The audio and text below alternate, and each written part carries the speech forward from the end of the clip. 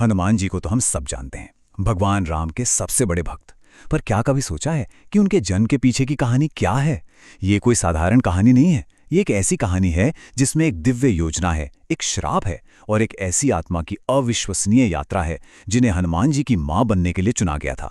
तो ये जो कहानी है ना, इसकी शुरुआत धरती से नहीं होती। इसकी शुरुआत होती है स्वर्गलोक से, देवताओं के निवास स्थान से, जहां एक बहुत ही सुंदर और प्रतिभाशाली अप्सरा रहती थी जिनका नाम था पुंजिक स्थला। पुंजिक स्थला स्वर्ग की एक बहुत ही प्रसिद्ध अप्सरा थी, नृत्य में माहिर और भगवान शिव की बहुत बड़ी भक्त। लेकिन उनकी किस्मत में दो ऐसी भविष्यवाणियां लिखी थीं जो एक दूसरे से बिल्कुल अलग थीं। अब देखिए यहां पर किस्मत का खेल कैसा है। एक तरफ तो उन्हें मातृत्व का वो वरदान मिलता है जो किसी अप्सरा के लिए सोचना भी मुश्किल है, और दूसरी ही तरफ लगभग उसी वक्त उन्हें एक ऐसा श्राप मिल जाता है जो उनकी पूरी जिंदगी, उनका पूरा रूप ही बदलने वाला था। तो समझने वाली बात यह है कि यह सब कोई हादसा नहीं था।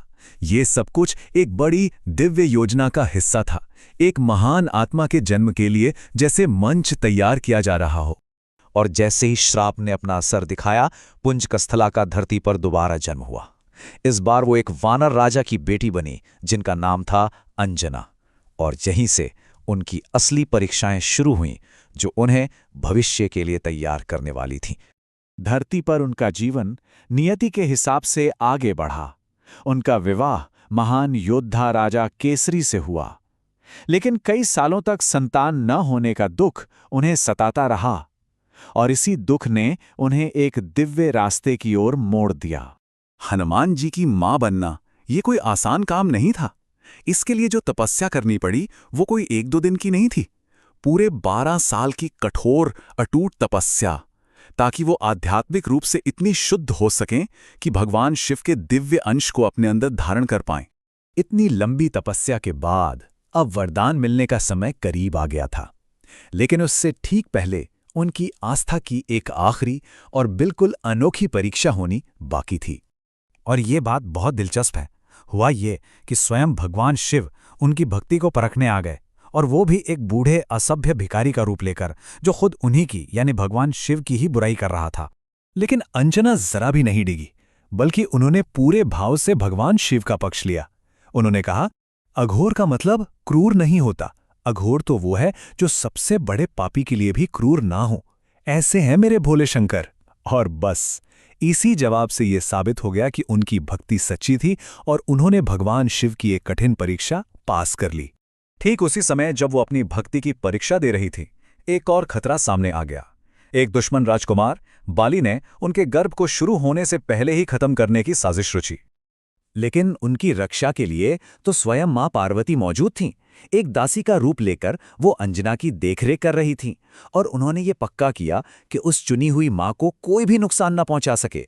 तो हर परीक्षा पास करने के बाद और अपनी अटूट भक्ति को साबित करने के बाद वो दिव्य योजना अपने सबसे शानदार पड़ाव पर पहुंच गई। और ये थे आखिरी कदम।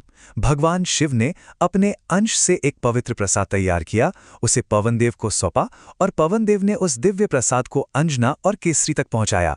अंजना ने जैसे ही उसे ग्रहण किया, वो दिव्य शक्ति उनमें समा गई।